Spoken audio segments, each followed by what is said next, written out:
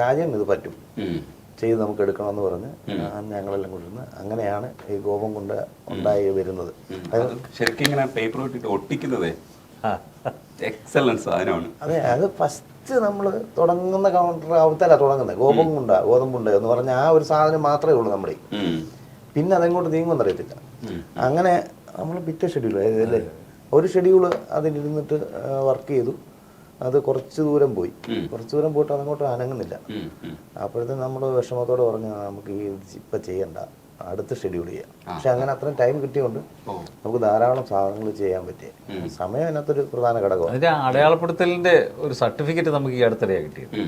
നമ്മുടെ വിഖ്യാതനായ നാടകൃത്തുണ്ട് Francis T Mavelikkara, പുള്ളിക്കാരൻ പറഞ്ഞിട്ട് അത് ഭയങ്കര ക്ലാസ് സാധനമാണല്ലോ.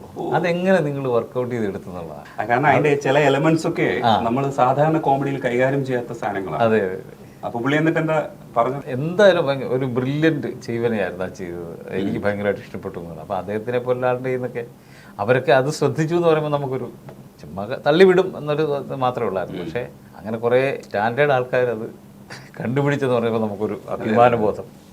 ഞാൻ എവിടെ പോയാലും പേടിക്കും. അത്ര പേടിയാണെങ്കിൽ വീട്ടിൽ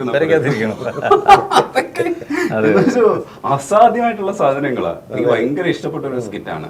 മഞ്ജു ചേച്ചി ഉണ്ടല്ലോ, മഞ്ജു ചേച്ചി എണീറ്റിട്ട് എനിക്ക് തോന്നുന്നു വയറുവേദനയൊക്കെ എടുത്തു. അതെ, വയറുവേദന എടുത്തിട്ട് നമ്മള് സാബുവിനെ ശരിക്കും മാന്തുമൊക്കെ ചെയ്യും. ചേച്ചി അങ്ങനെയാണ് അടിക്കുകയൊക്കെ ചെയ്യും. ഈ സാധനം നമ്മൾ ടെലികാസ്റ്റ് ചെയ്യുമ്പോഴാണ് അത് കാണുന്നത്.